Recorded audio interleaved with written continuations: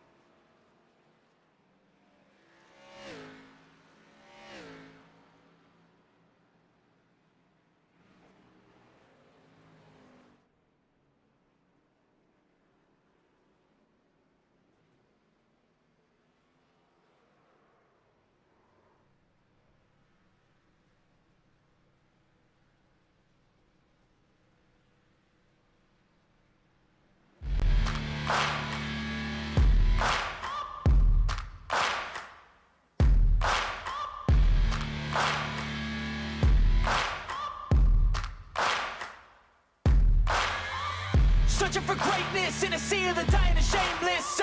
A sea of the aimless. I don't wanna be one of the nameless. I'ma wake up with the mindset that one day I'm gonna make it. And I don't think I'll be fine if I don't break my limitations. Don't try to stop me, I exist to write my own story.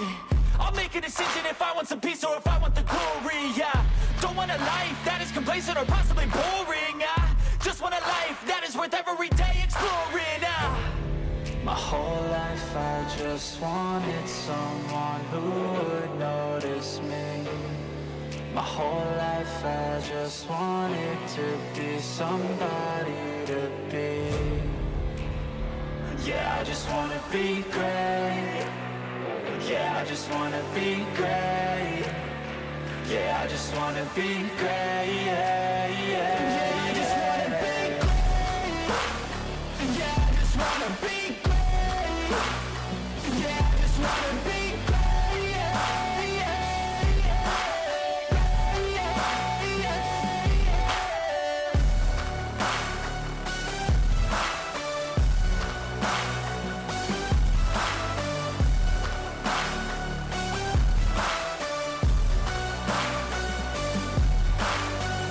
This is a statement to appreciate all that is vacant. It's just for the taking. If you make up your mind, you can take it. I'm never complacent. I would work in a mansion or basement. Yeah, there's no replacement for persistence. It's a patience. Yeah, in this life, I wanna be 2 weeks into the playoffs of the Sim500 811 Grand National Series, and tonight we hit round number 3. As those who have fallen behind in the early stretch of the playoffs, this is their chance to make up some room. As for others, they look to stretch out that margin as they work their way into the final round of 4 races that'll crown a champion in 2023 in the NC811.org Grand National Series. I am the captain. We welcome you in to the studio as we get ready to go racing here at the Commonwealth of Michigan, or of Richmond. There's a Commonwealth in Michigan, apparently, too. I don't know. But anyways, getting ready for some great racing coming up here in just a few moments. So for those ready to see some short track action after an interesting road race earlier today on the NASCAR side, then you found the right spot for it here this evening on this 3/4 mile track that is known, or at least was known at one point, as the action track. It's kind of been modified a little bit with some of the racing that has gone down at the track recently, but nonetheless, still going to put on a pretty good show here for Sim500. So qualifying just about to begin. Let's take a look at the point standings as we go into round number 3 tonight of the playoffs. It is Pedro Mojica leading by 13 last week. Had issues before the race even started at Pocono, and hit the wall, had damage, had to go get it fixed. And hopefully he's got that wheel issue fixed, and he lost a lot of points last week to winner Tyler Dalton. Tom Urine had a great run, and Chad Coleman, all those guys getting it down within 30 points now of the lead. You look down at the bubble, Joey Gittino with a 2-point lead over Jeff Ryan.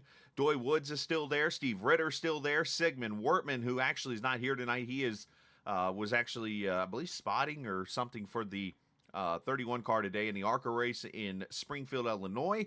Bob Gillenwater, Mike Kelly, Scott Simley, they're throwing Hail Marys right now to try to get into the final group of 8 here this season. As I look over, Simley is in the race tonight. Gillenwater's here. Mike Kelly's here. So most of the playoff drivers are here tonight. And we'll see what kind of racing we get on here this evening at the Richmond Raceway. So while practice is going on, this is an opportunity. I've started this new thing where I go down on track and kind of show you a point of the track that's going to see some action. And a lot of times it's been pit road. Of course, Friday night in the Chicagoland race, I showed you turn 3, how that part of the track can be troublesome in league racing. Well, here at Richmond, as I calibrate my pedals real quickly, I'm going to show you a part of the track that bites people all the time in real life and in iRacing. And I have a feeling tonight you will see a caution at this part of the track. And if we don't, obviously you're going to see some action there. People are going to hit the wall there and so on and so forth. Don't worry, the cars cannot see me, which makes this even better because I can just drive right over here and show you.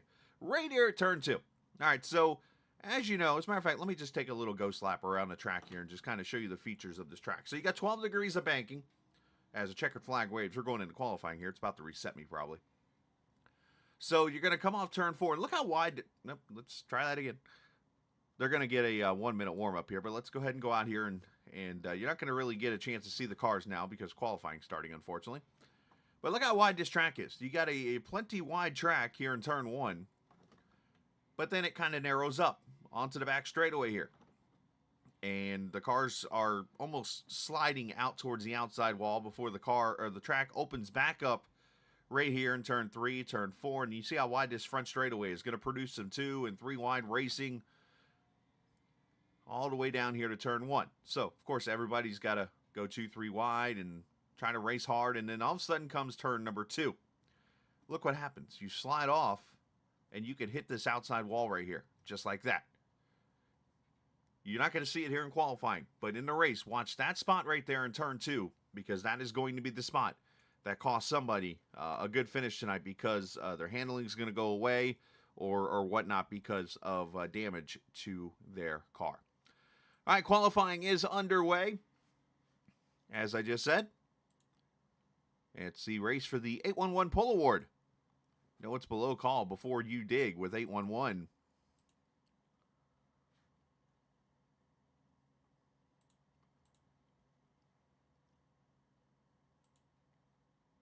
Larry Pace on the pole right now at a 22.47. Pedro Mojica, Glenn Campbell backing up what has been a great momentum of runs for him.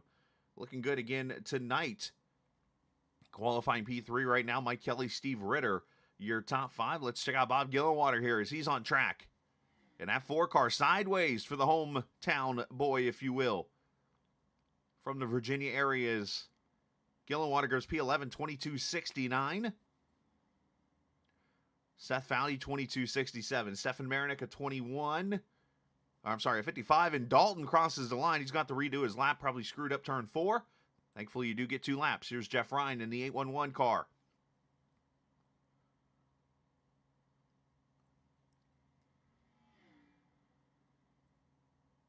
Jeff slots in P14 with a 22.71. All right, as Dalton tries again for round number 2. Brings it off the top side, almost scrapes the wall, but he's got to run this lap. Trying for what I believe is pole number 169. How I know? Because whoa, there he goes. It will not happen. Around into the wall. And he's actually going to start in the back, which is something un-Tyler Dalton-like.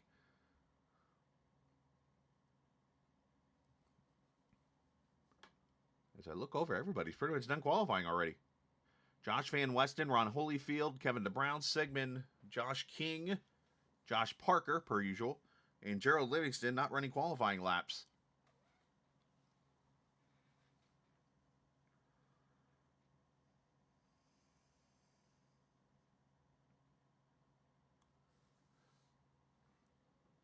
So, of course, know what's below. Call before you dig. 811, the sponsor of the Pole Award, which looks like is going to go to Larry Pace. So congratulations to him on winning the pole. We'll talk to him in just a second. But first, actually, we're going to have a car on track. I was going to go to commercial because I thought we were done qualifying. But here comes Van Western, so no pressure on him. He's on the spot and going to try to qualify this 47 car.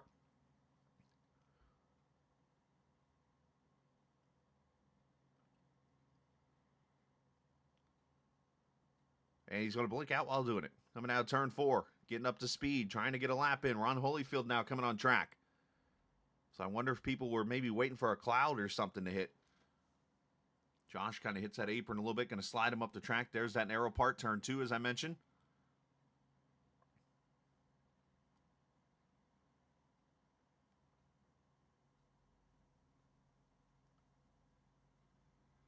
And across the line, 22.8.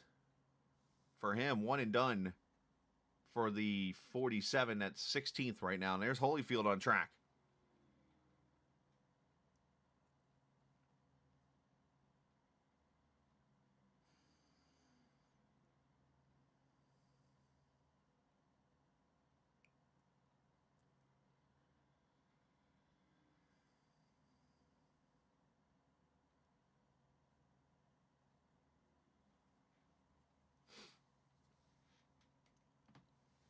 as Holyfield crossed the line 25.1. So Ron, I think, just trying to get a lap in or something there. Maybe just getting some practice or something. Good luck tonight. What am I doing? I'm not racing.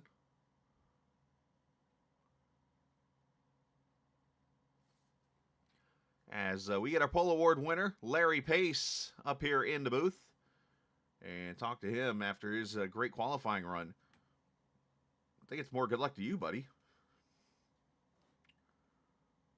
Larry Pace actually not in chat, so we will not talk to him. Instead, we'll hear from our sponsor as you're watching the 811 Grand National Series here on the Captain Esports Network. If recent storms have caused damage to your property, contact 811 before you begin your cleanup. Buried utilities around uprooted trees can make a bad situation worse if those lines are not located before digging. Electric, natural gas, and internet lines are everywhere, and knowing where they are is the safest way to start any digging project. Call North Carolina 811 by dialing 811 or by using single address ticket on NC811.org or the NC811 app. All right, you see the checkered flag being waved on the warm-up session.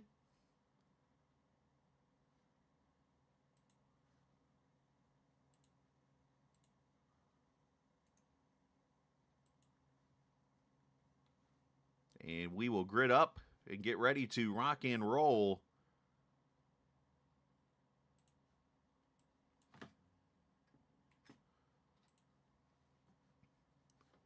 And let's show you the starting lineup while the field gets all lined up. Larry Pace on the pole here this evening. Congratulations to him, as he'll start next to Pedro Mojica, the points leader here in the playoffs after 2 races. Of course, he's been the guy dominating all season long. He's looking to get that momentum back after his rough outing last week in Pocono. Stefan Marinick and Glenn Campbell continuing that momentum in that Trans Service number 44 car. He'll start 4th. Mike Kelly, Steve Ritter there in row number 3. Wesley Donaldson and Anthony Calantoni, who wished me luck apparently, will start in the outside of row 4. Chad Coleman, Doy Woods there in row number 5. Row 6, Scott Simley making his return tonight after missing last week. And Seth Foudy there in the 36, starting P12. Bob Gillenwater and Jeff Ryan, they will start there in the 7th row. 13th and 14th, Andrew Teft and Josh Van Westen in row number 8. Row 9, Joey Jatina, Jason Branch sharing that row there. Eric Arnold, Tommy Ryan, who had a great run at Pocono, finished P2, if I remember correctly there. He'll start 22nd. Ron Holyfield, Tyler Dalton, the all-time pole setter leader, unfortunately wrecking and qualifying and starting on row 11. Kevin DeBrown and Josh Parker there in row 12. Row 13 is where you'll see Josh King, Doug Sigmund, and Gerald Livingston on the 13th and final row. 27 cars getting ready to race here in Richmond. As we look at the track, as I mentioned, 3/4 mile, 128-degree track temp as per usual, 79 degrees, 53% humidity, partly cloudy skies and 2-mile-an-hour winds, or we can dumb it down to say it's the iRacing default weather.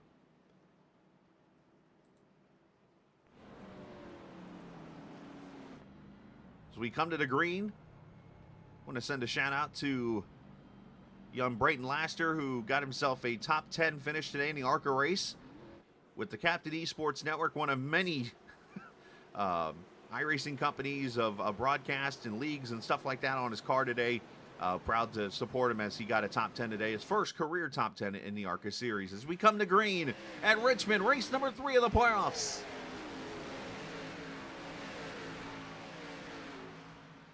Our cameras tonight presented by TrackCams22.com. You can check them out online on Facebook and in the iRacing forums at TrackCams22.com. As Pace and Mojica battle it out through 3 and 4.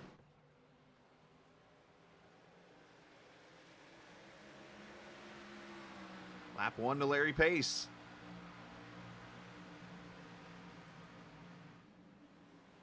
You want to be down on that bottom. You see the track obviously cleaned off a little bit there. Was kind of rubbering up there during practice. As we watch Stefan Marinick, we watch Glenn Campbell, Mike Kelly there in that 2 car. Battle for the 4th position there.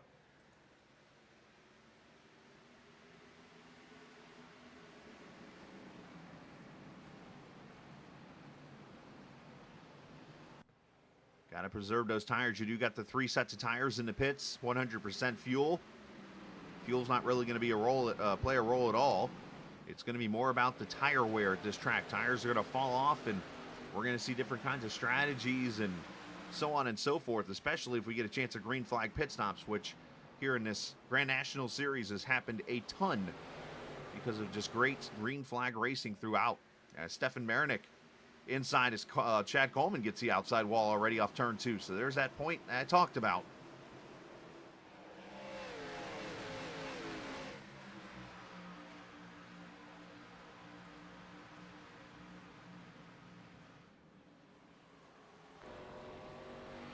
We ride on board Wesley Donaldson, the WB Diecast Customs 91.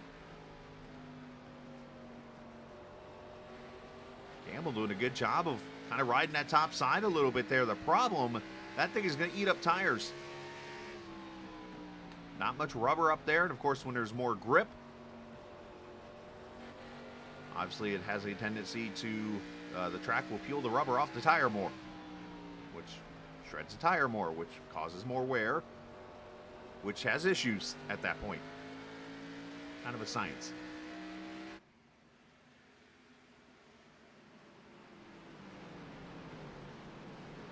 Jump back here, Eric Arnold under attack. Josh Van Westen in at 47. And it looked like Eric got close to that outside wall there off turn 2. As a matter of fact, Joey Zatina's up against it as Tommy Rines to his inside. So already the bubble guy having some issues.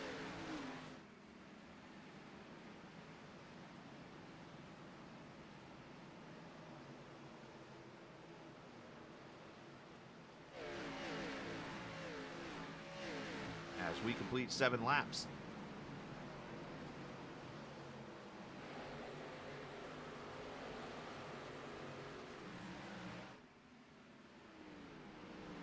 These guys losing a lot of speed already pretty quickly here. His lap time's down about a half second through the first 8 laps. That's what this track does. Mike Kelly underneath Marinick. That is a battle for the 4th position as Campbell, you saw him clear the 1, and now the 1 going to lose a spot to his teammate there in the 2.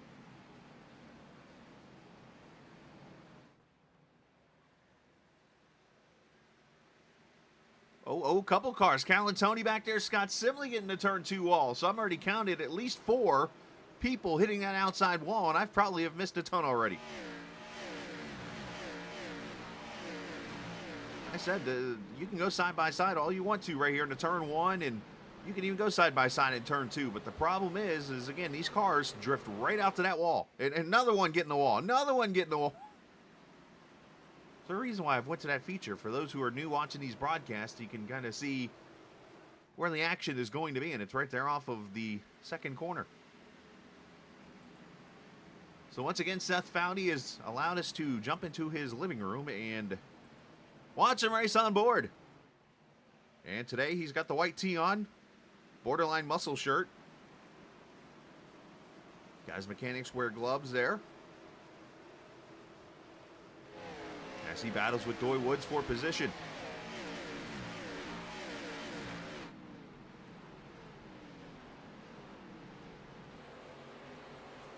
Yeah, a lot of wheel in that thing. Wait till about 30 laps from now. We'll come back and check that. He'll have that wheel. His hand will probably be at 12. Right now it's sitting about close to 12, about 1 o'clock. Even doing a little lean with it too.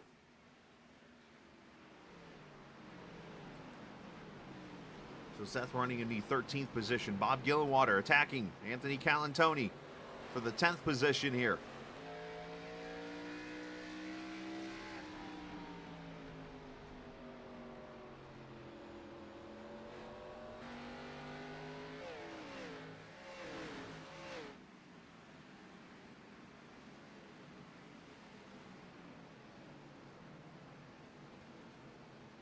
See Doy Woods looking inside Calantoni, so is Foudy. So you wonder if that right side damage on the 84 maybe killing the handling of that car. So we got more fighting going on back here. The Ryan brothers and Eric Arnold. And I mentioned Van Westen. There's Tyler Dalton trying to climb his way out of the hole. Van Weston gets turned into the wall. He goes, or that might, he saved it. What else happened? See Tyler Dalton up the track. I saw Van Weston all kinds of sideways, and he saved it. And the caution comes out for the first time.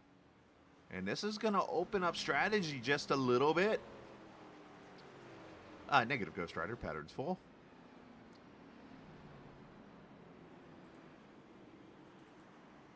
What happened? Watch this. He gets, Dalton gets into him.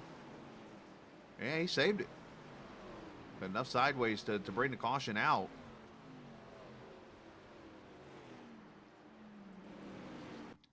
Let's see if, get a better view of this to see if it was, as we do have some leaders coming to pit road here.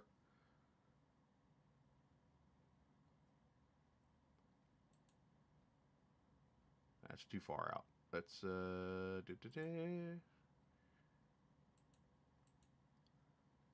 I get to say to cooperate with me. There we go.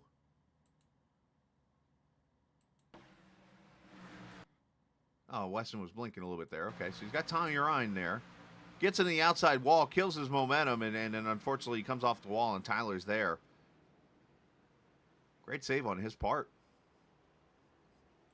But first caution comes out.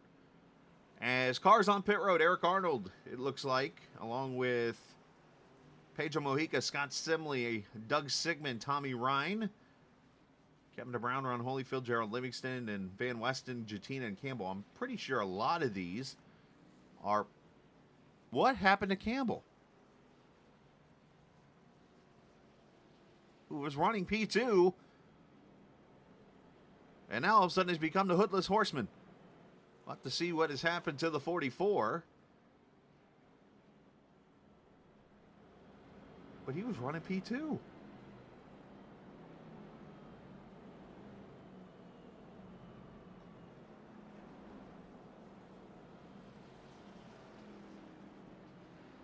Let's,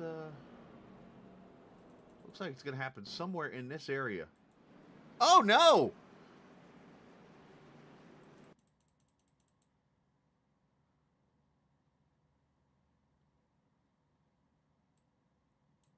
A late move, and Glenn, unfortunately, tries to dive down with Pedro, and there's tire barriers, or sand everywhere. Now, one thing that's different about the pit road on iRacing compared to real life is the box that you see here with the cones is actually about halfway back in the corner. Where here on iRacing, the cones right there are at the beginning. That's actually the commitment cones, per se. But Glenn Campbell, unfortunate break there. Just committed too late, and somebody stuck a tire, or a sand barrel there. All right, coming back to the green, Larry Pace, Mike Kelly, Stefan Marinick, Wesley Donaldson, Chad Coleman, your top five. Fresh tires restarting back in the 15th position.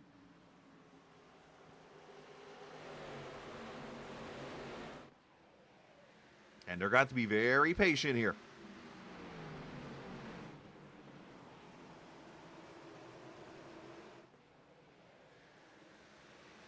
Kelly trying to rotate that top side, leads that lap actually. Teammate Marinick has gotten a third around Donaldson.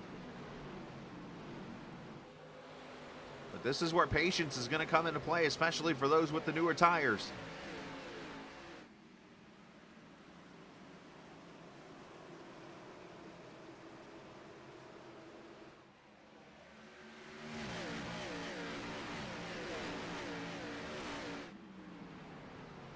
As Mojica looks low around Calantoni, Kevin DeBrown there with him. You see Gillenwater up ahead of Seth Foudy.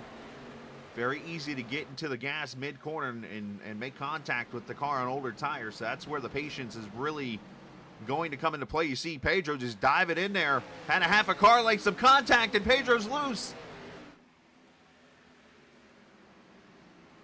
And makes the save, but is going to fall all the way to the back.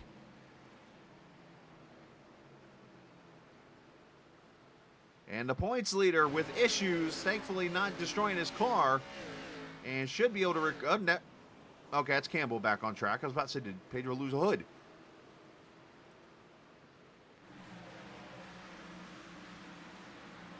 Let's see. He dives in there. Had a half lane on Bob. And it looks like Kevin... I couldn't tell if... It looks like... I know Bob and Pedro hit.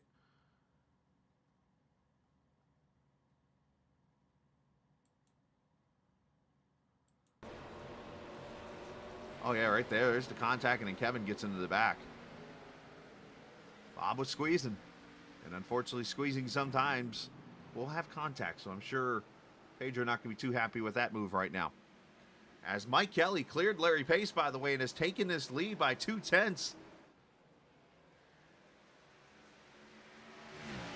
The driver out of the Midwest. The land of 10,000 lakes. Minnesota.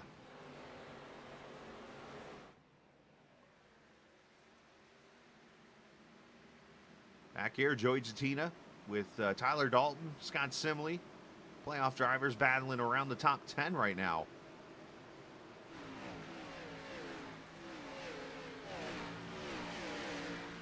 I should say top 15. They're a little bit behind the top 10. But battle for 15th, there's Jatina. Trying to mind his P's and Q's.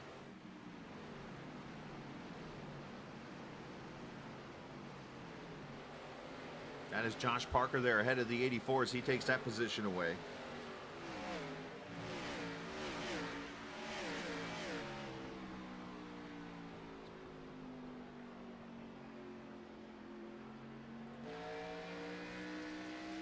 As we watch Tommy Ryan, Wesley Donaldson, Eric Arnold up here now, 6th, 7th, and 8th place. Fighting it out. You see Larry Pace starting to get a run bottom side there, trying to get this lead back as Eric Arnold scraping up the wall.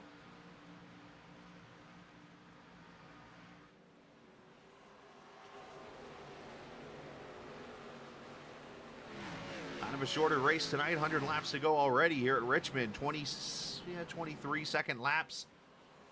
This race is going to kind of fly on through as Kevin DeBrown up to 3rd with the fresh tires. Kevin and his kitty.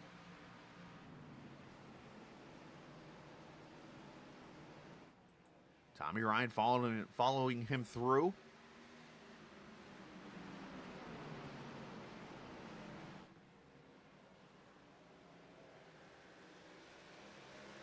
Arnold with a fantastic run on the outside there. Kind of a power move, if you will. As you could argue that Kelly might be holding up this field just a little bit there as it's kind of jammed up at the front. Pace with a run to the inside there. Kelly, or is here comes the 93. Kevin DeBrown going to try to 3-wide this thing.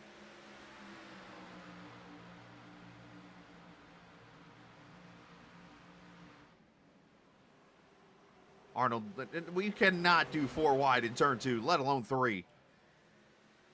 Up, door banging in contact. Cautions out. Anthony Calantoni goes around.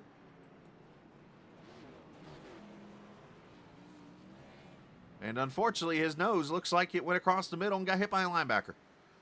Cautions out for the 2nd time. Not sure if there's targeting involved or not.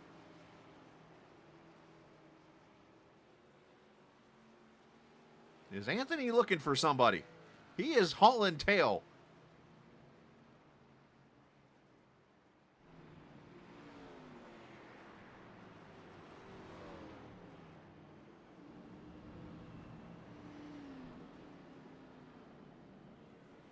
Oh, well, he came up on the 44 there, but I don't think it was him. As more leaders coming to pit road.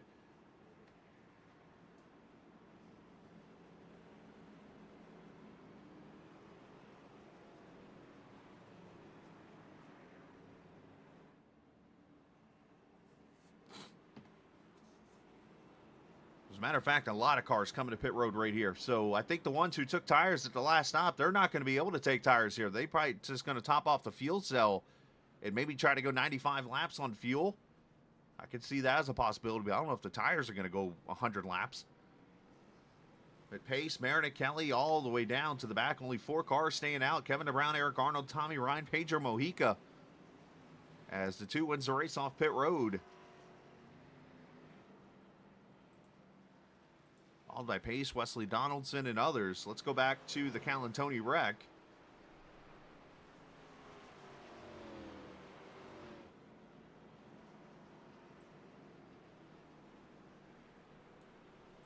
See what happened to old Tony. He's already hurt here. I really want to show he's wrecked. Okay, we're back up a little bit more.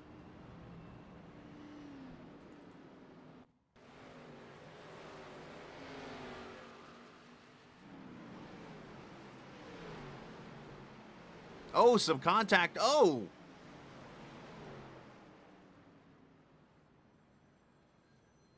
Multiple cars involved in this.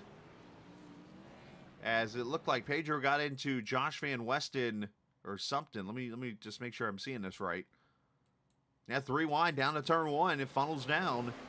Pedro gets up into the 47, and those two just hit hard.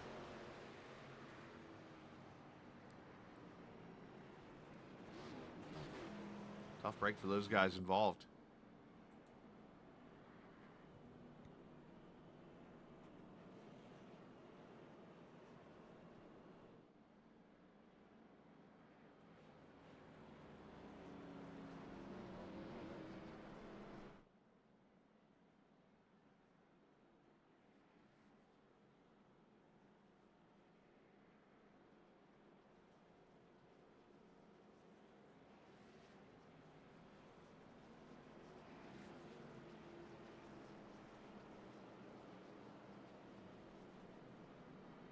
All right, so 37 laps on the board as Brent Logue joins us in chat. Hello, sir, to you.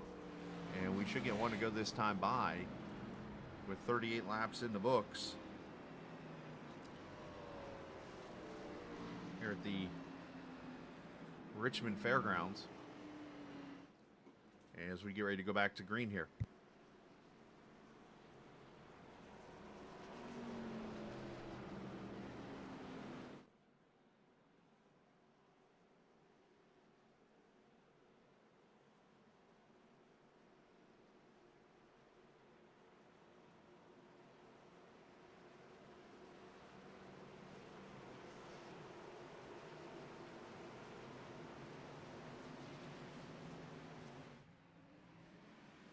As we come to the green flag, Kevin Brown, Eric Arnold leading them to the field. These guys pitted at lap 17, along with Tommy Ryan and Pedro Mojica. The rest of the cars behind them on 4 tires.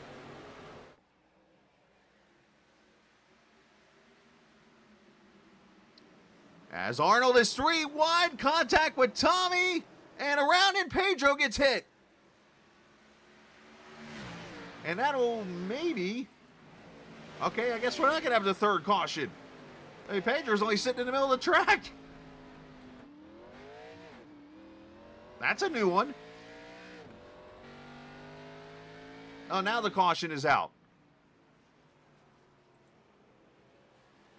And this one's for Bob Gillenwater, another playoff driver. What in the world?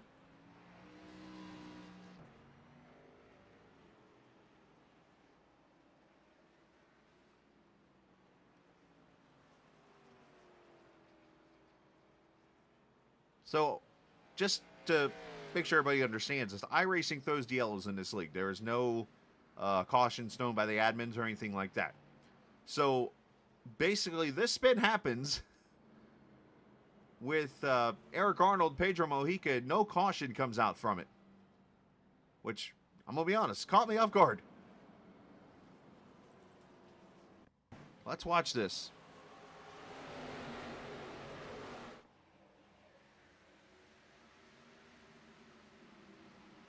There's the contact, the old traditional Richmond 3-wide contact. Ryan gets there. Look at Pedro sideways in front of the... He is backwards in front of the field. And no caution comes out. That... I've never seen that before. I mean, usually it's like the apron, or he's down in the grass, or off the track, or whatever. He is literally sitting in the middle of the track, and no caution comes out for it. I'm blown away by that one. And then we'll show you here the Bob Gillenwater wreck in a second. There's Gillenwater turned. Have you ever seen this before? I sure haven't.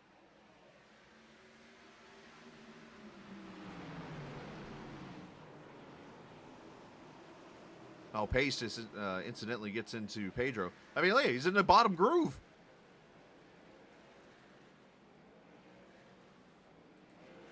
And unfortunately, everybody gets up to speed, goes down to turn 1. Because we're still green, and oh boy, friendly fire.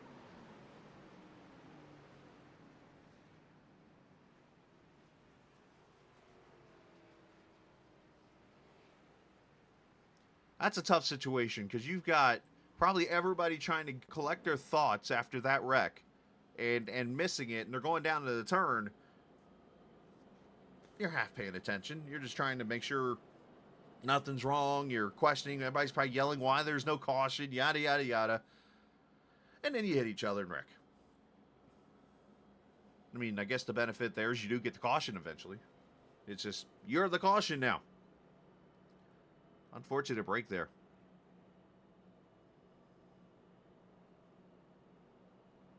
All right, so let's sequence all this again. Let's actually ride with Gillenwater.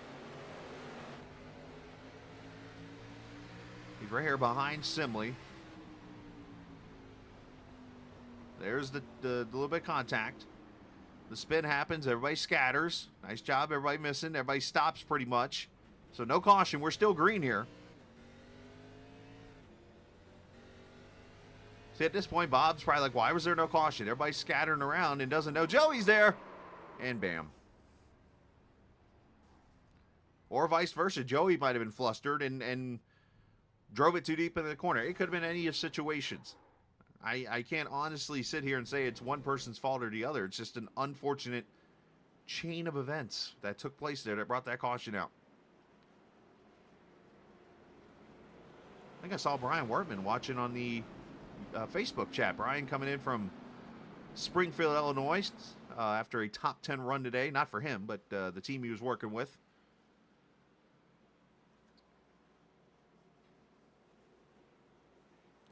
Wortman not sticking around for the Nelly concert apparently afterwards. Know what I would have done if I was at that track.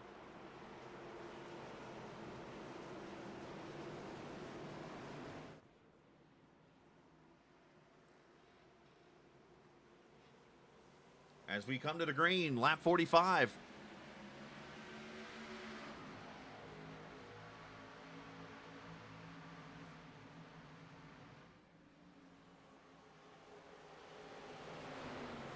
This race has been all shaken up by some early yellow.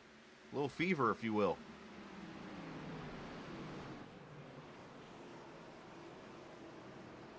That's what happens. You get into the playoff. Oh, and around goes Gerald Livingston. And, oh, the rust bucket's gone around. Josh King.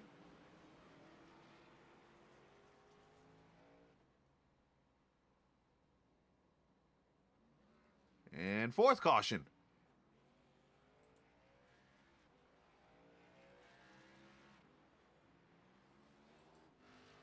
Cautions breed cautions.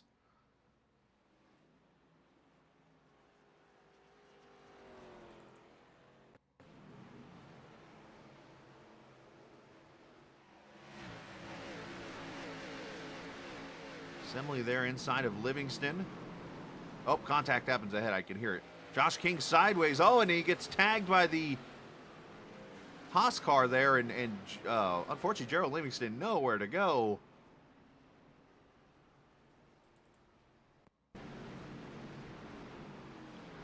Amongst some other cars. That looks like it is the...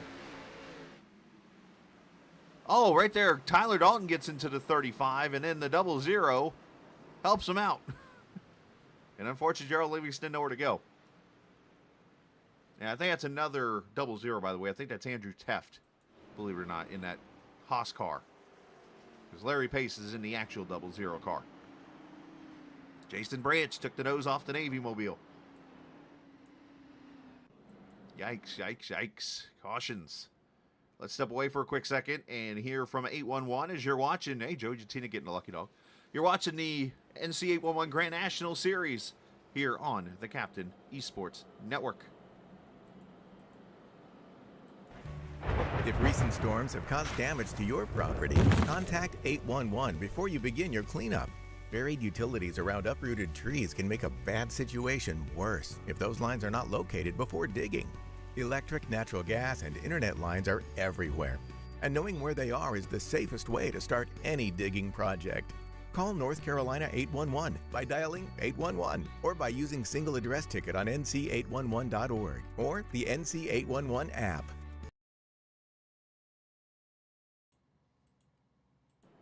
All right, back we are here in Richmond, Henrico County, Virginia. The 3/4 mile track.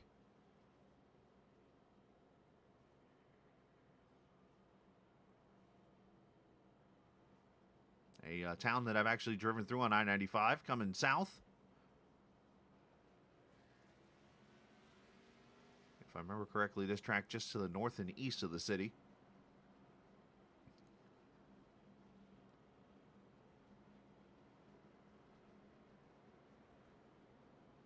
Built back in the 1940s as a dirt track, per a lot of tracks back in those days.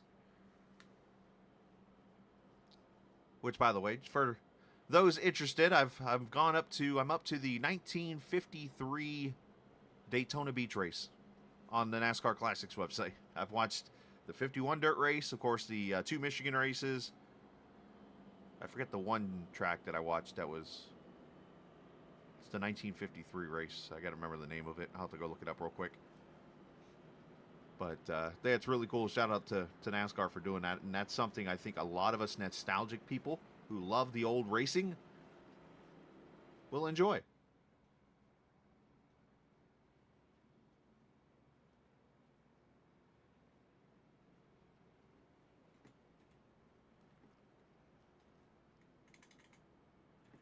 So I go to search. We're about to go green this time by.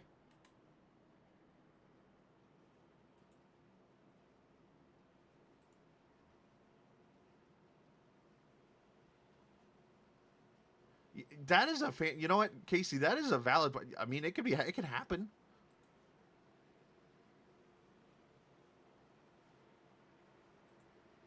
I mean, if we can make a Chicago street course before the actual course, if we can have Atlanta updated beforehand. Langhorne, by the way, was that race, 1953.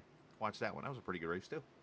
As Mike Kelly leads Marinick to the green flag. Turn 1 Heroes 1-2 right now.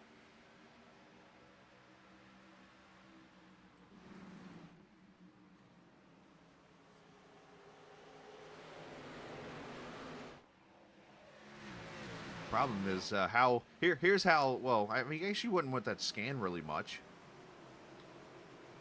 Say you could try to go scan A1A, which is the road that they drove on back in the day on the backstretch. Josh Parker coming like a bat out of Ford. Top side. And caution is back out for the 5th time. And looks like it's for Jason Branch, who has unfortunately had issues.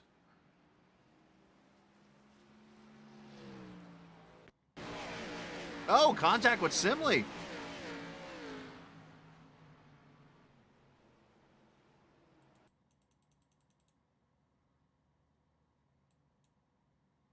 And Branch already with no nose. That just makes contact with the 12. Looks like maybe it was a little loose on the straightaway there.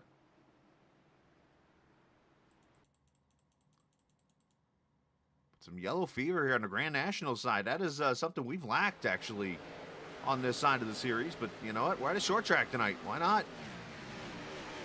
And Branch just comes down a little bit there in assembly, unfortunately.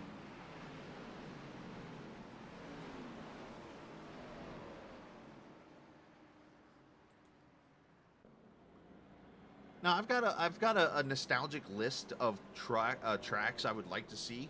I think it would be cool if we were able to get the old 1.522 mile Atlanta Motor Speedway, the old traditional oval that they ran back in the 90s. I think it'd be really cool to have the Daytona Beach road course. I mean, we had it on, which console? Was it 06? 05? I think we were able to run a version of it on the PS2 and stuff of those days. You know, I think Ontario would be a cool track if we were able to go back and have that. Riverside would be cool.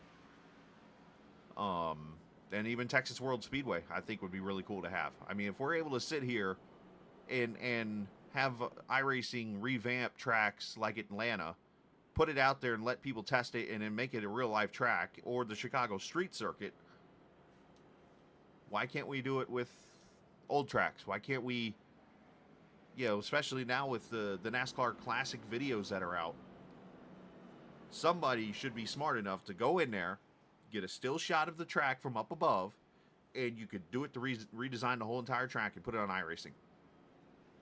Yeah, iRacing Super Speedway. Totally forgot about that. The old Coke track from NASCAR 03. The NASCAR Racing 03. I mean, if they could do that, why can't they do these, you know, Ontarios and Riversides? And don't get me wrong, I understand that we're trying to add, you know, the tracks that are currently out there so that, and we're trying to please every audience of racing in the sim. I totally understand that. You know, we've got the Formula world, we've got the, you know, the open wheel world, I'll call it for now, even though I have a feeling they're going to be coming back home here soon. You know, eventually I would think they maybe want to put drag racing on here. I could be wrong by that. Yeah, Pikes Peak, Mexico City, that'd be two good tracks. I'm sure you got open wheel fans that want the old Brazilian track that was ran a couple decades ago. I mean, there's so many options there on the vintage side, but you know, again, it's a balance because you got the fans of the newer side that, you know, want to see the, you know, Kern County that's coming here. I just saw on Reddit actually the Kern County release of what it looks like. So that's going to be here on iRacing soon, and who knows what else. I mean, obviously got plenty of F1 tracks out there that could be added in. You've got just thinking off the top of my head. I mean, heck, for the Canadian fans, there's so many. There's a few great Canadian tracks up there.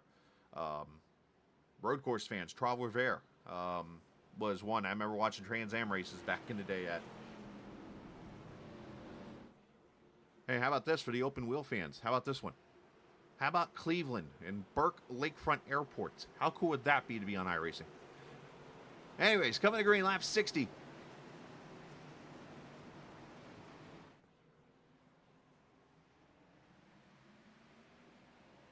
That's fair.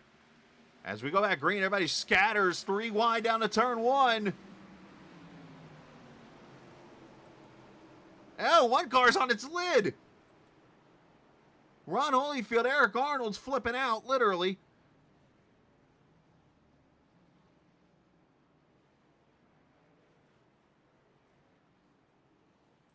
And as I've said, cautions are breeding cautions this evening. Boy, they're going to have me doing some research here in a minute.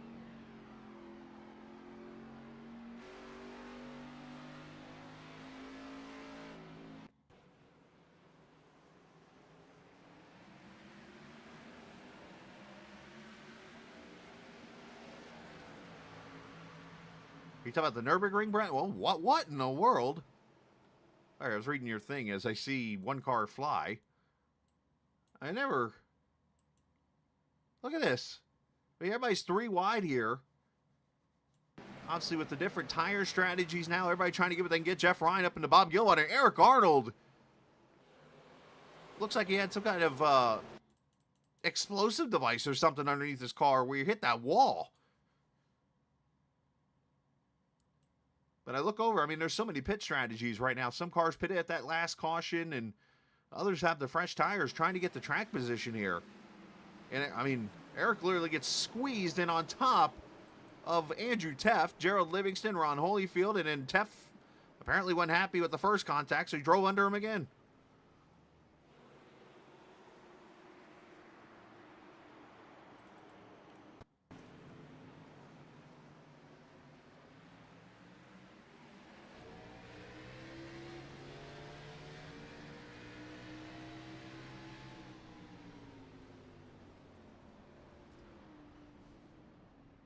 And Livingston almost comes to a stop there.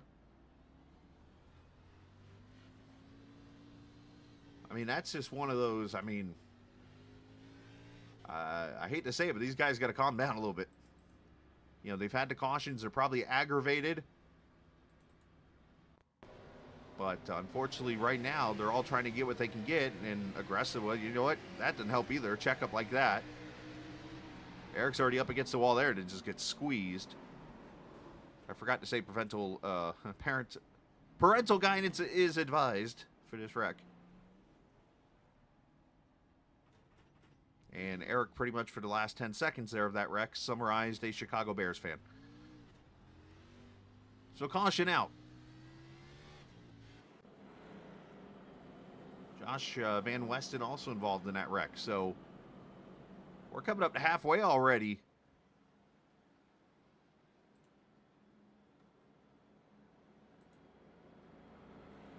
And it's funny, I think ever since I said this race would be a little shorter because of the distance with the track size, we've wrecked a ton. It's like, Scal, I didn't like that comment.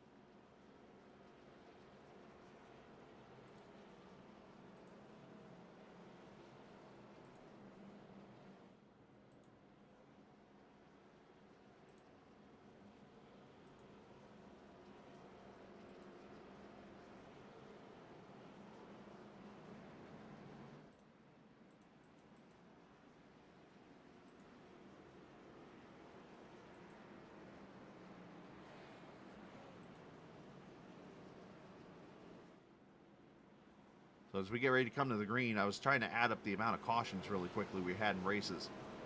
We had 3 in the first 4 races combined. Then we had the 8 at Phoenix.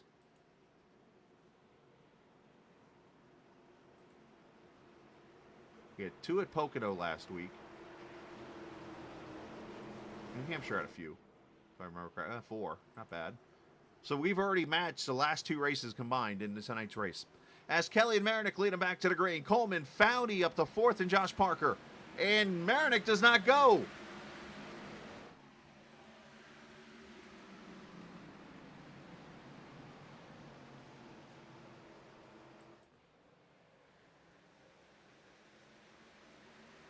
Wesley Donaldson into the wall. Larry Pace driving inside of Doy Woods. Speaking of Canadians, that 00. Larry Pace, a fantastic driver. Put him in one of those old Gen 4 or ARCA cars. Heh, that dude's a 3-time, I believe it's ARCA champion in iRacing. Oh, door banging. Little net code there. Hold on, Larry. Good save.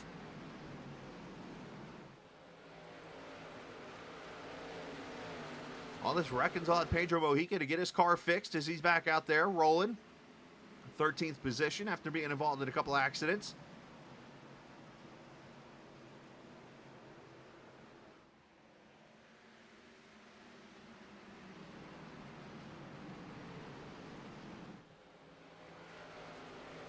Guess I'm going to have to find a way in the future to do a restart type of video at the beginning of the race where it's like, hey, what's going to be the most important factor tonight? I did turn 2, which I think would be pretty fair.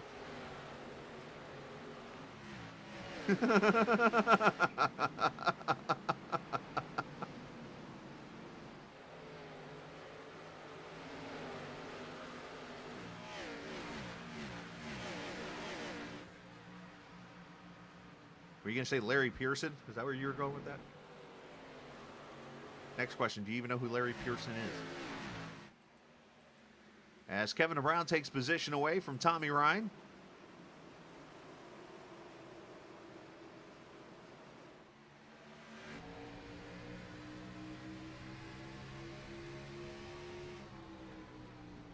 As John Van Westen brings his 47 to pit road. Again, this race playing a big role right now because this is race 3 of 4 in that first round of the playoffs. We have 16 drivers right now racing for the first round, and that'll get cut in half to 8, and then 8 drivers will run 4 races for the championship. And we're at the 3rd leg of it right here tonight. So if you're somebody like Bob Gillenwater, Scott Simley, those guys who need all types of miracles, you need to try to avoid all this as much as you can. Gillenwater has not been able to at all. And next week is really going to be fun. We go to Michigan, that 2-mile oval.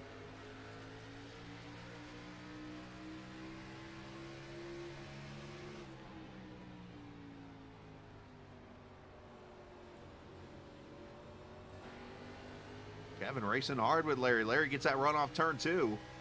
There's an RG-Bargy of a outfit. Jeff Gordon with Lucas Hamilton.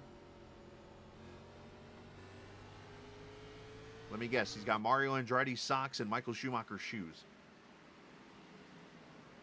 As Doy Woods to the inside now as Kevin falls back.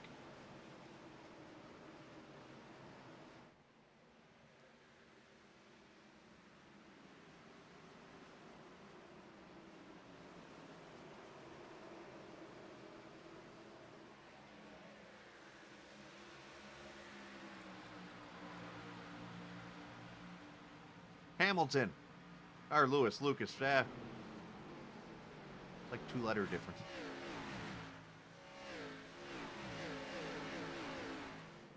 George Lucas.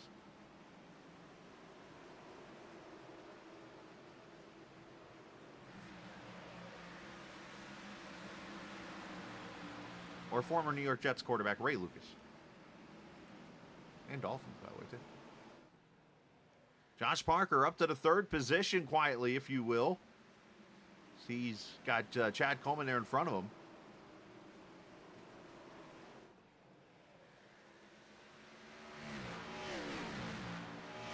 I mean, if there's any positive for Pedro Mojica, who has struggled a little bit tonight after the early pit stop, is that Tyler Dalton has had the same struggles after starting in the back. The problem is, though, is Chad Coleman's up here in 3rd. Oh, and Wesley and Sibley go around hard. 2 playoff drivers. One playoff driver. Both of them hit inside wall hard. 7th caution.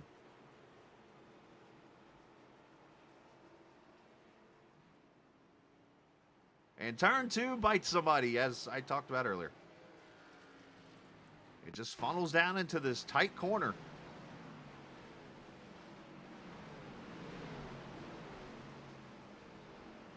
Simile up in the top groove. Bam. And unfortunately, cars just meet. They go hard into the inside wall. And this is going to bring the leaders to pit road for pit stops. I think you should see pretty much everybody. Mojica is going to stay out. Jason Branch in his noseless car is going to stay out. Gillenwater is going to stay out.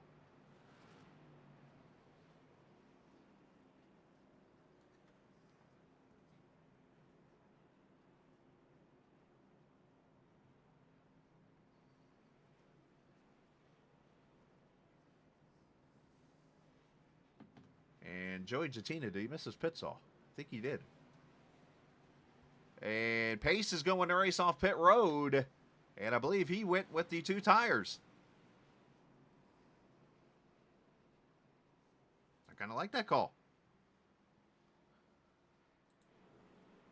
Left side's maybe not seeing as much wear.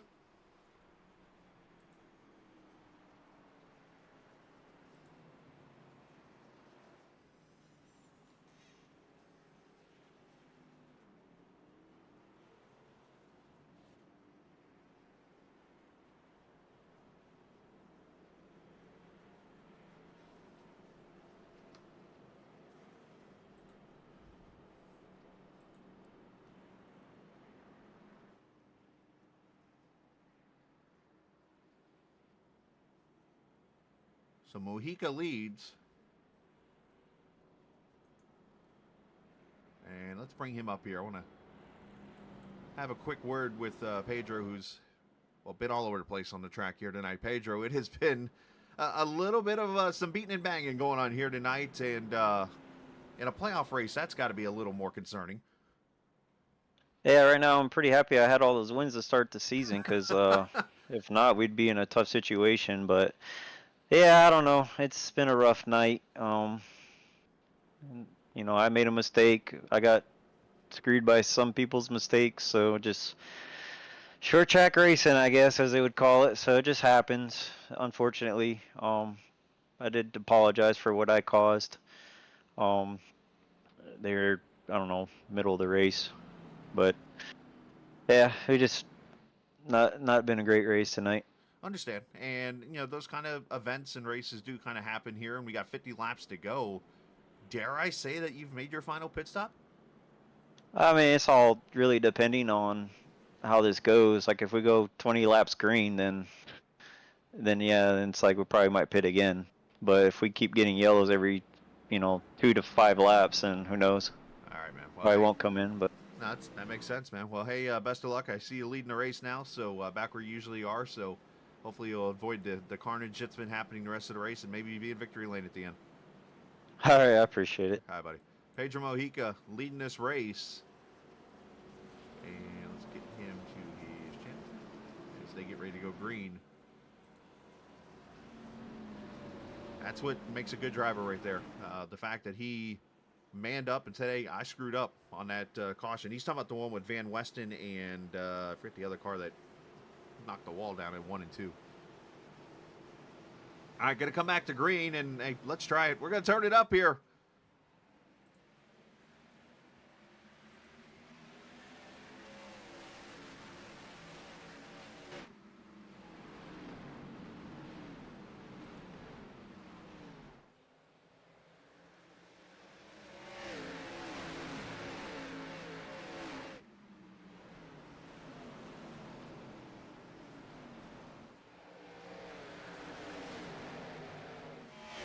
Oh, dear. Oh, I saw that coming. Wrecking off turn 4.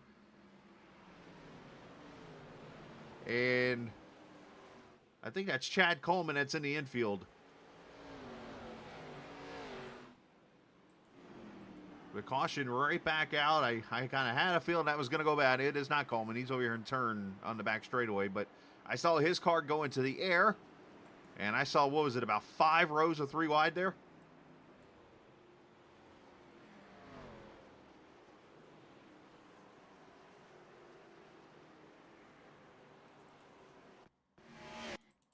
And during that little run, Larry Pace went to the lead.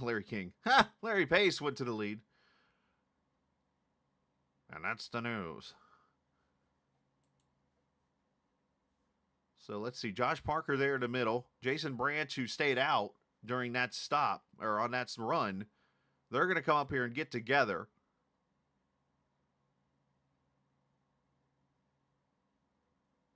Chad Coleman there gets sandwiched as Kevin Brown's in there. Dalton does a nice job missing as Branch goes around. Doy Woods hits him, and then there goes the rust bucket to the inside of Josh King.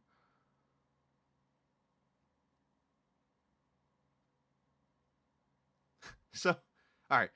Let me first things first by saying I am not like calling out iRacing or anything like that, because iRacing is a fantastic, obviously sim, and they do a fantastic job and work really hard. But sometimes things are just not perfect. We had to spin with Mojica in turn 4 with no caution. Yet I believe the caution here comes out because Josh King self-spins himself to miss a wreck in the bottom.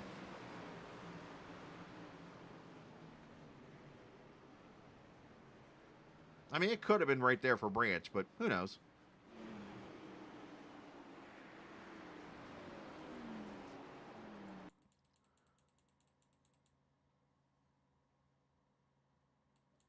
Let's go on board with... Everybody have their goggles on. We got rust on this car here. Here we go.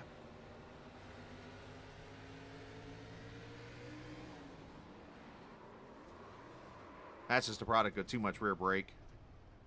And you jam on the brake spontaneously, and the car is just going to yeet himself, if you will. Penn's probably out there flying right now anyways, isn't he?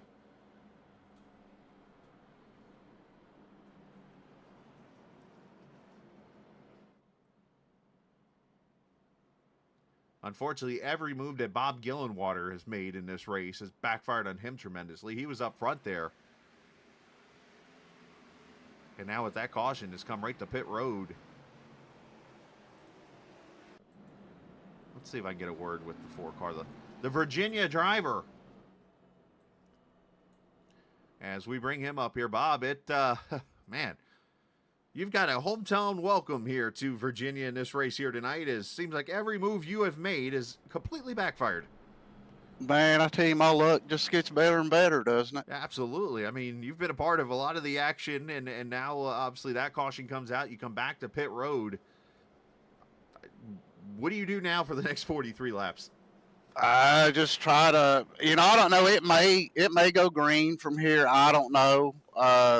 Kind of doubtful the way it's been, but just try to dodge it.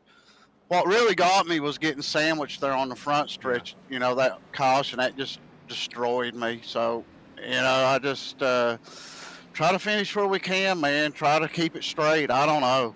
That's all you can do. I was going to ask you about that non-caution caution deal, but you're going ready to go green, and that might take a little bit to explain. So. Well, yeah. I mean, and with that, I don't know what happened with me and Joey. It was like it was so chaotic. None of us knew where anybody was.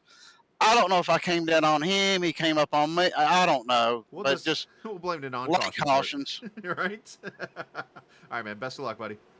Hey, thanks, man. Absolutely. Bob Gillenwater. He explained it exactly like how I explained it. It was like a lot of confusion and probably people trying to figure out what was going on. As Pace and Mojica lead him back to the green, 40 to go. Let's try it a second time.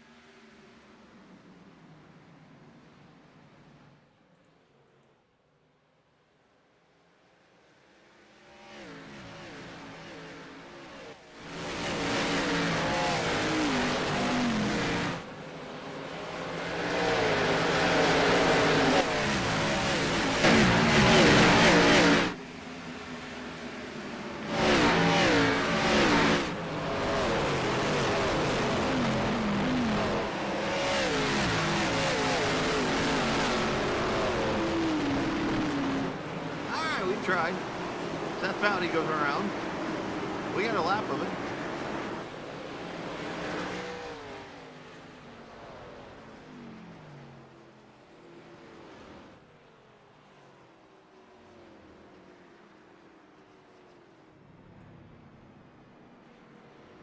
And I saw one car absolutely demolish the outside wall there. Was that Parker? But Seth Foudy unfortunately goes around and brings out the caution.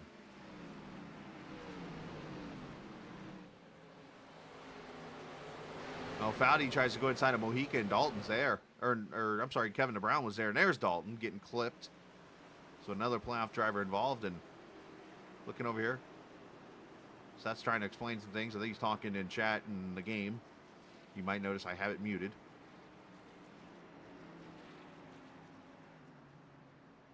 Now, this is live on the right. Obviously, the replay's not. Probably discussing maybe some lunch plans for tomorrow.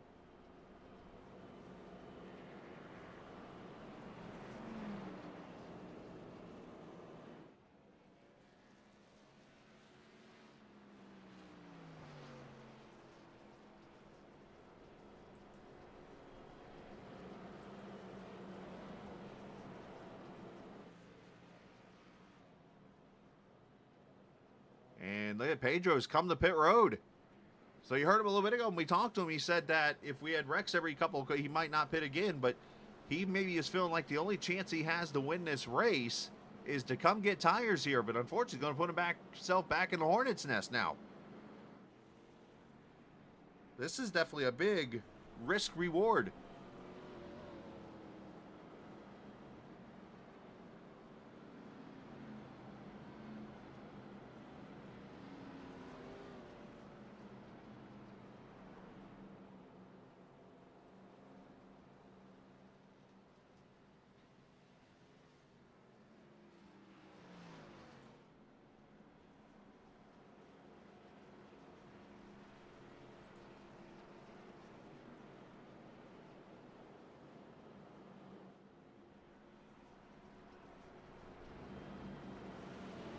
This is the first trip we've made to Richmond in the car this season. Let me bounce back to 2023 real quick, or 2022. And the Richmond race, which was ran back in April of last year. And that race only saw 3 cautions.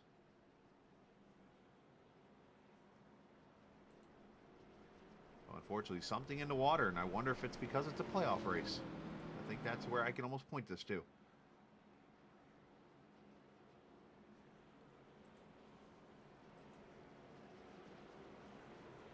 On the Cup side, we ran Richmond a couple weeks ago. Scott Simley won that race.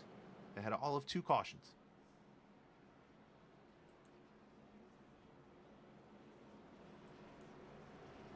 Somebody tweeted out earlier today after the Cup race only had the 1 caution for whatever you want to call it. Chase Elliott ran out of fuel. And somebody tweeted out, where'd all the cautions go? I think I found them. Tonight.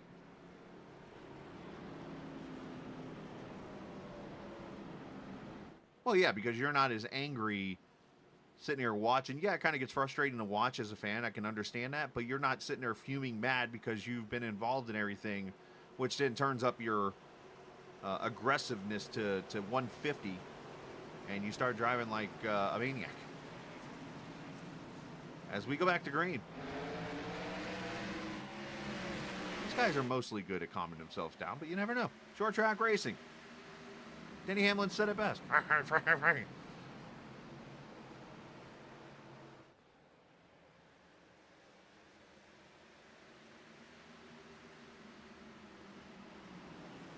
Larry Pace, who took 2 tires on that last pit stop. Mike Kelly, Stefan Marinick, Josh Parker, and Tommy Ryan battling there for 5th.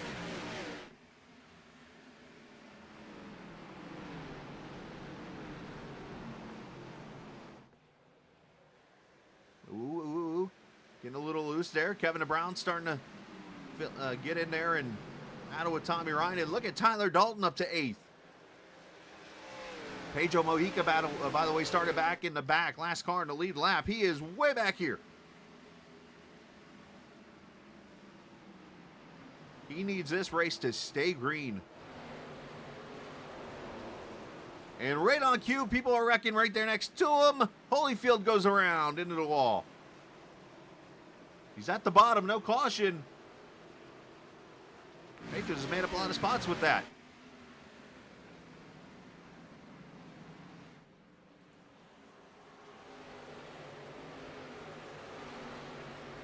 Those cars clear away, and they stayed below the yellow line, which is the reason why the caution didn't come out.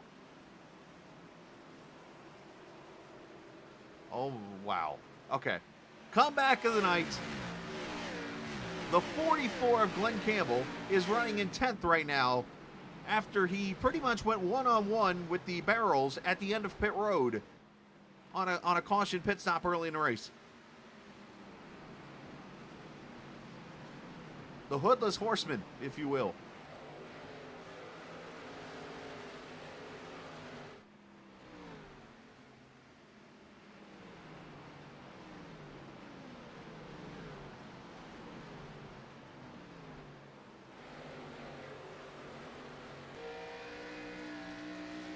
Sure, why not? Hit the wall again.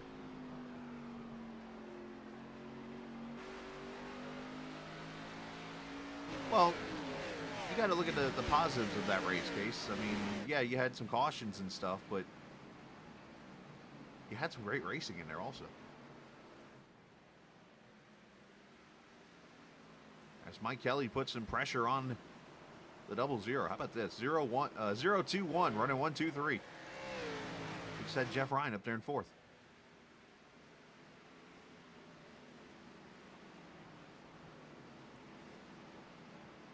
Back here, Mojica continuing to mow down the field into the 14th position as he passes Josh King.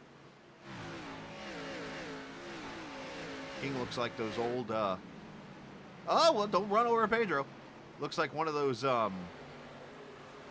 mafia mobiles that you see on the side of the road for sale. Like I saw one today in Dawsonville when I was driving to the mountains earlier today. There was an actual old, like what you would see on the NASCAR circuit back in the 50s, sitting there on the side of the road with a for sale sign. Looked just like that car.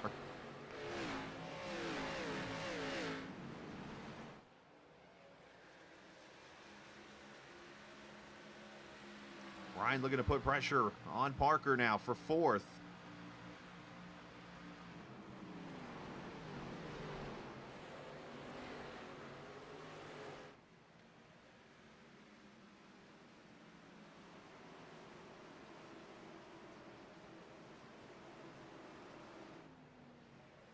So for Pedro, what he needs to do here the rest of this race is just get himself up there, which he's pretty close to it already, up there near Tyler and Chad Coleman to kind of balance out the points that he might lose tonight. I mean, he's looking pretty solid to get into the finals. Obviously, he's still the points leader, and you got to be in the top 8 to get there. But it is so tight from 1st to 8th now from what it was at the beginning of the playoffs. Like Pedro said earlier when we talked to him, he said, hey, thank goodness I won all those races at the beginning of the season. As here's Marinik inside of his teammate. As Pace starts to pull away with those 2 tires.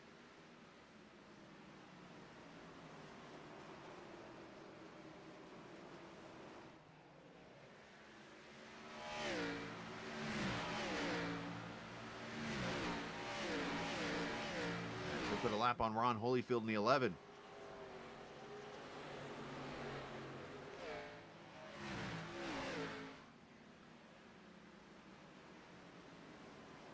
Got 2 cars out of the race.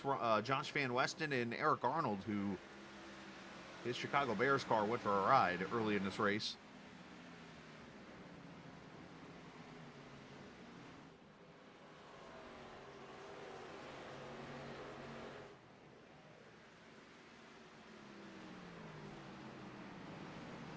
I said Pedro, all he had to do is get up near Chad and Tyler. Look where he's at. There's Chad, there's Tyler, and he's passing them both. So by Dalton for 9th. He's 5 seconds back of Larry with 20 laps to go. So you do the math. That's 0.4 of a second a lap.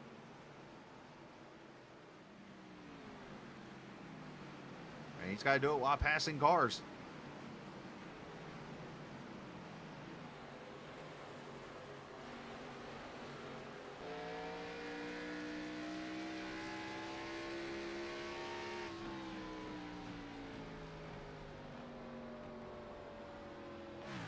Marinik did clear his teammate for 2nd.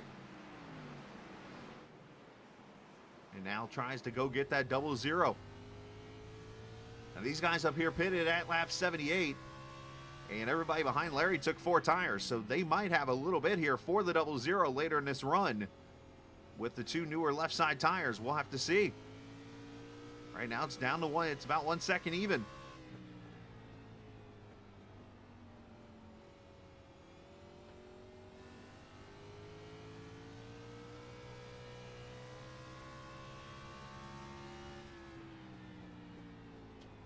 One thing I caught there is I don't think he was full throttle until nearly turn 1.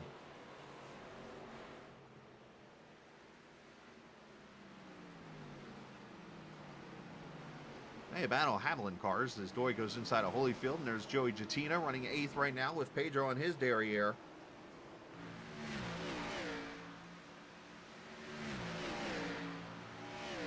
I think Pedro's going to need a yellow if he's going to have a chance to get to Larry. But he's still going to make good of could have been a terrible day.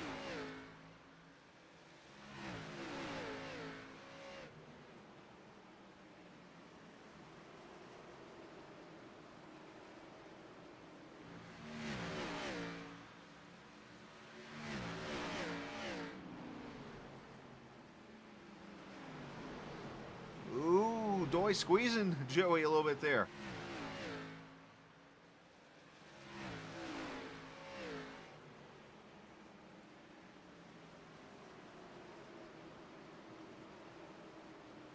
As Mojica makes the pass.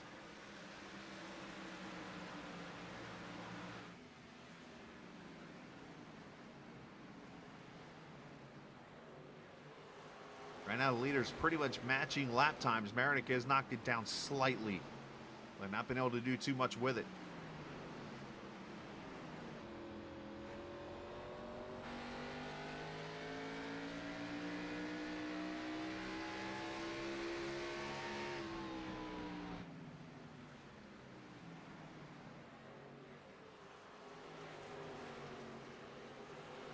Campbell working his way back into the top 10. 3 wide back here as Holyfield yields to Coleman and Dalton as they battle for the... Look here on the scoreboard. 11th and 12th positions.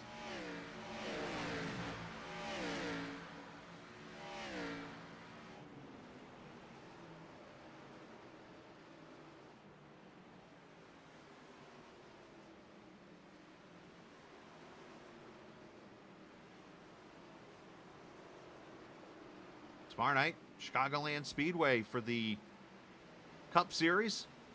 Heard they've had to work on some gearing with the setup tomorrow night. Apparently hitting the chip a little bit at Chicago in the Cup cars here, in the next-gen cars. So, should be interesting. As we have 3 races left in that playoffs. We got Chicagoland this week. Next week, it's Kentucky. And in the weekend after Labor Day, Daytona. To see who goes to the playoffs. As we have 10 laps to go. But that's tomorrow night. Marinick has knocked it down to 3/4 of a second here.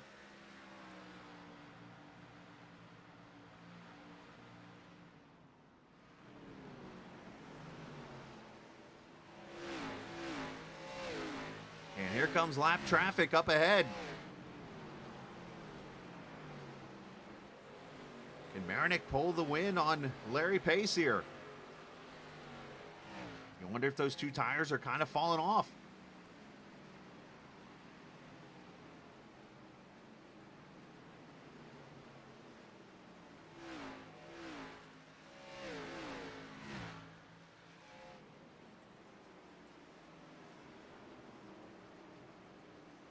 Livingston yields. There's Scott Simley up ahead.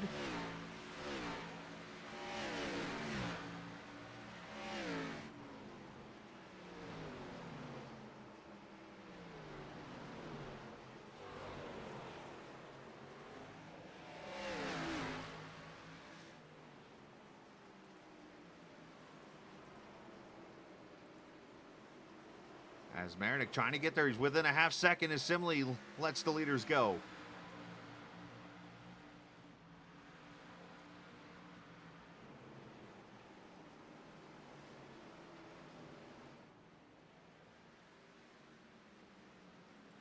Ooh, Livingston almost getting into the inside wall or outside wall. As Marinick getting closer, down to 4/10, down to 3/10 almost.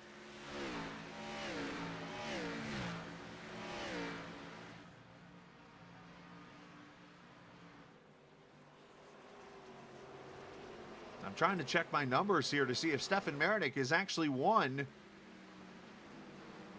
a Grand National race. I've looked in the last 3 years. I don't see anything.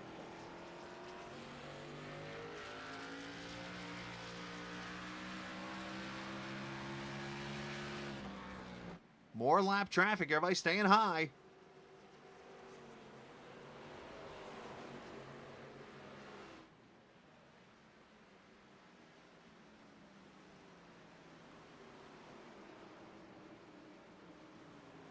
And this is going to make me look foolish. Stefan Marinick won earlier this year at Atlanta.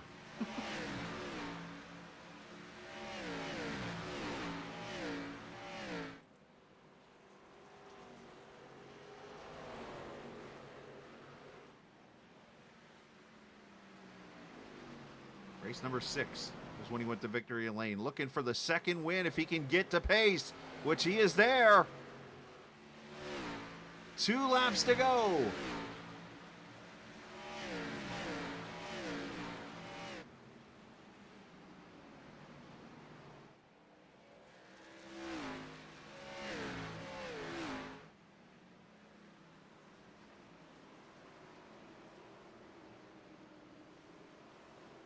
Larry Pace making that car as wide as possible as we see the white flag. Final lap.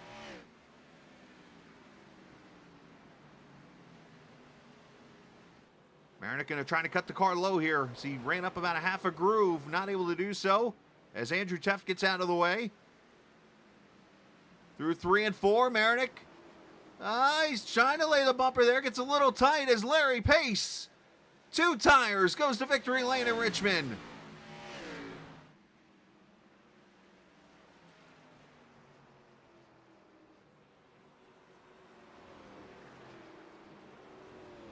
Good clean race there at the end. Nice job by Marinick. Could have made that a lot worse. Tommy Ryan, Mike Kelly, and Pedro Mojica gets 5th with the 4 tires at the end of that race. Look at these beaten up cars.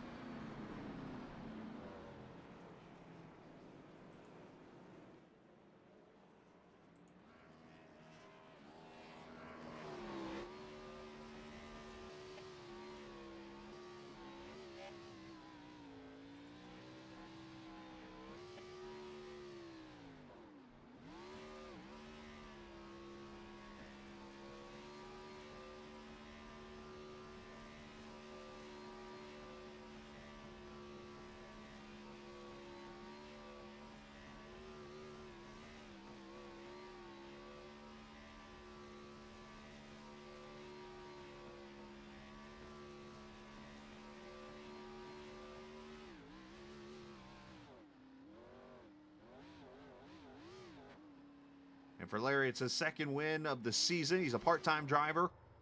Pretty much shows up at the tracks he likes to run and goes out there and does his best. His last start was actually at New Hampshire. He finished 28th in that race. Finished third at Chicagoland earlier this season. Won at Darlington.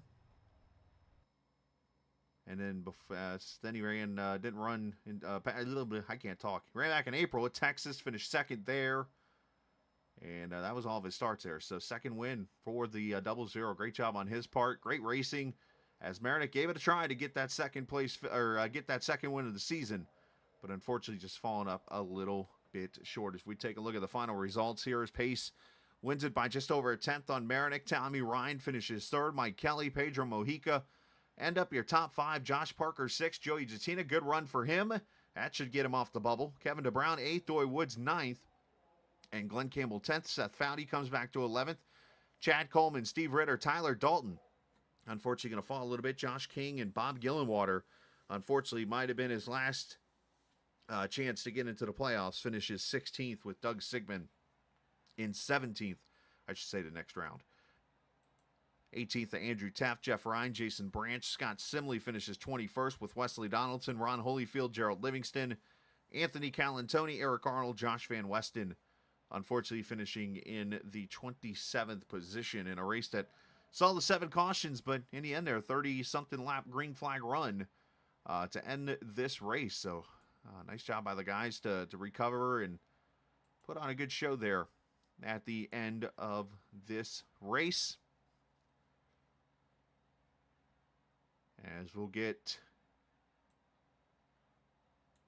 Tommy Ryan up here to the old broadcast booth and talk to our third place driver. As another great points night for Tommy.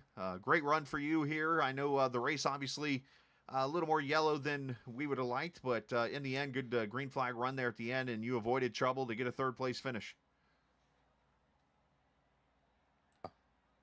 Oh, I'll say pleasantly surprised that we did those, last 25, 30 laps under green. I was digging in for everything I had there, and Josh ran a little bit harder than I did. And he was, gracious enough to let me by, and then Mike Kelly was struggling really bad, so got me up to third. But, man, Larry was on a rail, man. I think he took 2 tires on that last stop, and, man, that paid off for him big time. It depended on how hard you tried to drive the exit off 2 and 4, depending on which tire you lit up. You're either going to light up the right rear or the right front. You just didn't know how hard you could push it before you could overstep it.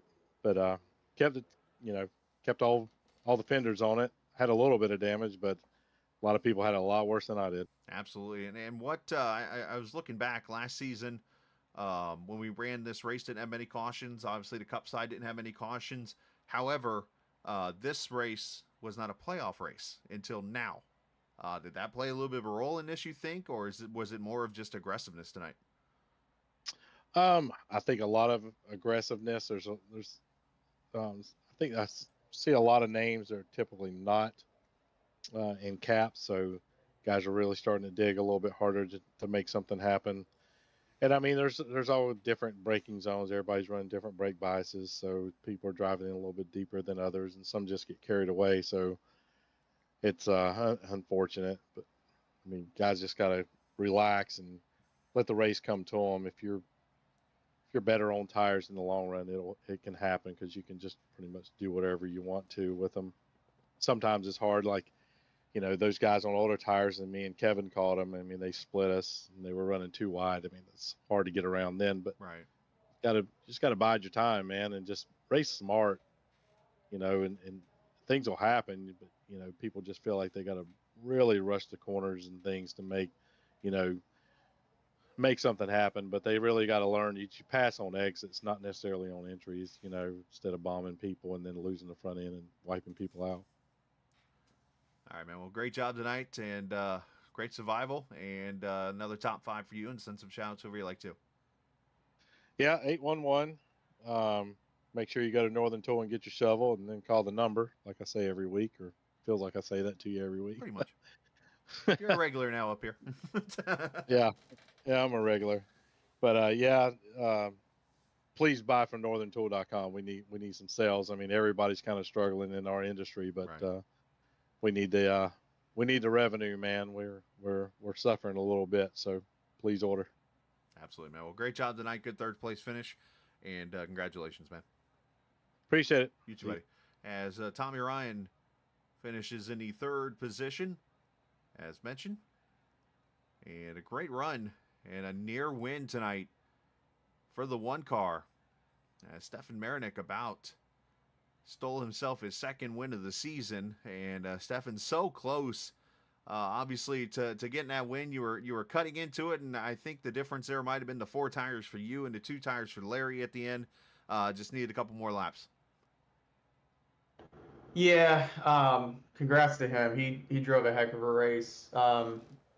Yeah, I was about a second behind him, I think, when I got around Mike for second, and he probably would have kept me a little bit farther back, but he was hitting the lap cars at kind of the wrong place in a few instances, so that helped me a lot. And then at the end, in the last lap, I didn't get as close as I wanted to, and I just got a little bit tight.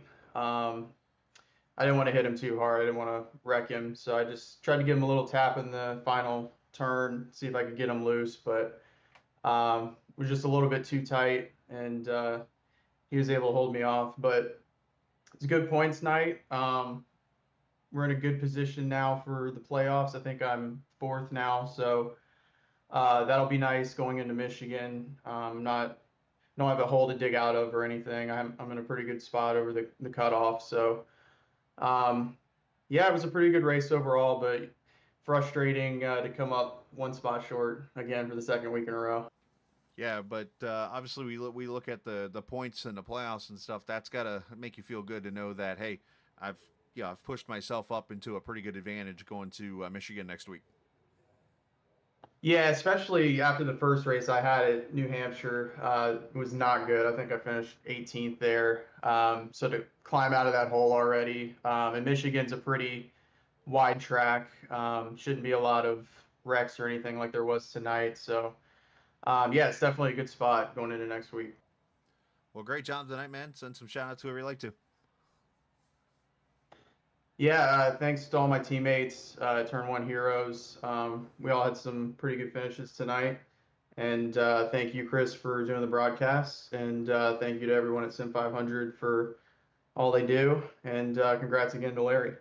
And out of curiosity, I peek over at times and I see people's profile. Is this a singing SpongeBob in your photo? It is, yeah. I'm going with the Bikini Bottom band for my fantasy football league this year, and that's my team mascot. That is fantastic team name usage right there. Well done. All right. Well, hopefully you'll end up at the top with the bottom team. So. Yeah, hopefully. I'm trying to get over some bad luck. I've come in last the last 2 years, so hopefully the new name will turn things around. As I've told people, stop drafting Peyton Manning. Anyways, all right. Great job, man. Thanks. You too, buddy. It is Stefan Marinick who say that name 3 times fast. I dare anybody. Won't happen. All right, turn 1 here. I can't even think of the name now. I've lost it in my head. I know Bikini Bottoms. But anyways. All right, let's talk about Larry Pace, who puts himself up here in the lead again tonight, scoring his second win in, about 5 or 6 starts. Of course, last time you were on track was at New Hampshire, and that didn't go so well. But you come tonight, and you show up, and obviously an interesting race with pit strategy and stuff, and you pull out the old 2-tire card to get the win. Yeah, certainly did. And before this race started, I was chatting with Thomas Lewandowski on TeamSpeak, and I was like, man, this thing is so tight. Someone is going to win this on a 2-tire call. And it was me. So it worked out. It was really, I mean, I was able to take 2 tires at an opportune time, and on the restart, I was able to kind of part the seas. It really just got lucky at the end there to squirt out to the lead like I did, and then it went green to the end, which is all you could ask for. And, of course, Marinick made a run at you. He had the 4 tires, and I know a little bit of wear had come into play. Was the 2 tires making a difference there at the end and starting to affect you a little bit? Oh, big time. Yeah, about 10 to go. I was like, oh, I'm in trouble. I Uh-oh. was kind of watching the relative. We were about a second to 9/10 gap that whole last run until 10 to go, and he started getting a tenth a lap on me, and then I ran into some lap cars, and they all did a fine job moving out of the way for the leaders, but just a little bit of speed it had to sacrifice on 2 tires was a bigger difference than 4 tires. He was able to really get in on the back bumper, and from that point on, it was just try to get as good of a run off the corner as I can and hope he doesn't root me out of the way. Well, it was obviously a fantastic race there at the end. I know we had the yellows and stuff, but still to come out here and show up, win the pole, and then go to victory lane here tonight, that's got to be a pretty satisfying night at a track like Richmond. Yeah, it is an uncharacteristic night for Sim500 with all the cautions, but we did get a nice green flag run to the end, which was great. And after New Hampshire last week, I had an internet outage on like lap 13 behind Pedro, and I was very angry about that. Understood. Yeah, and I was super upset about that. So I didn't really plan on running Richmond. I was kind of cherry picking my favorite tracks throughout the schedule, but I got to stick up my butt about it and hop back in. And this feels good. Feels good to win it. Well, hey, it worked out for you to bounce back after the internet deal there at New Hampshire. So, congratulations on being able to come out here and obviously win the pole, win the race. And as I look really quickly at things, you're actually, you're the first non-playoff driver to win a playoff or win a playoff race this season. So that's got to be a little bit of a added incentive. Well, that's cool. Hopefully we can go back to back at Michigan next. Oh, so there's your warning shot. He's coming to Michigan. So great job, Larry. Send some shout outs whoever you like to. Shout out everybody at the drill aisle. I am currently looking for partners on my car. She's blank at the moment. I'm looking for a sponsor for all of my sim racing stuff. So you'll be on every car if you choose to be, and that includes Sim500 broadcasts, official races, what have you. So anybody out there that has a little extra money and wants to support me, hit me up anywhere on Twitter, wherever. I would be appreciated. And thank you, Chris, for all you do. I'm sure the broadcast was wonderful. I can't wait to watch it back. Yeah, I did my best. Let's put it like that. And even got a top 10 in an ARCA race today. So looking good. Not me, but my name on a car. So I saw that. Congratulations. Right. Yeah. All I did was just throw money at the guy. I was like, here, go have fun. Great job, man. And we'll talk next week. Thanks. Take care. You too, buddy. That is the winner, Larry Pace, tonight here in Richmond. And he's already said he's coming to Michigan, and he's looking to go for 2 in a row. And what would be, if I just saw his numbers correctly when I saw that, was his third straight top 3 finish. Or take out the New Hampshire race, it'd be his top 3 streak or something. But anyways, kind of rambling there. Getting the point standings updated here. And let me see first off, did I get Larry out of make sure he's in the channel he wants to be in? Yeah, he's gone. All right, let's take a look at the point standings here. I think this is up to date. Sure is. Pedro Mojica leads by 20 on Tommy Ryan now, who is second in points. Tyler Dalton third. Stefan Marinick fourth.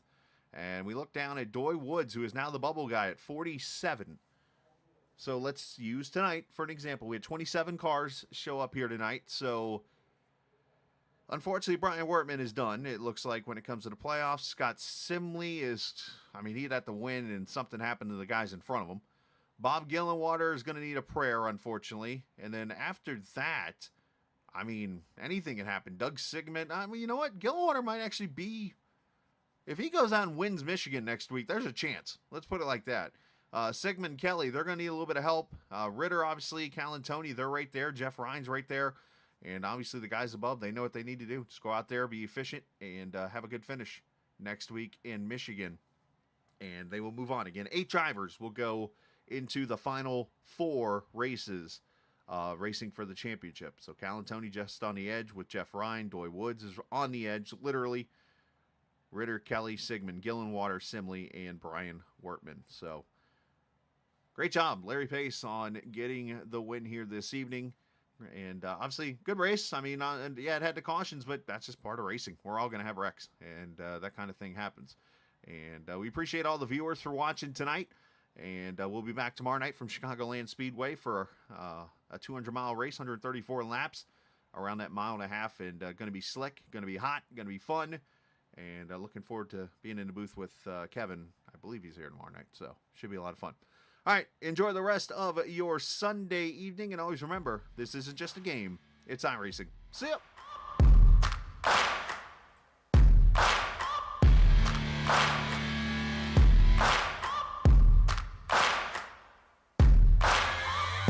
Searching for greatness in a sea of the dying and shameless.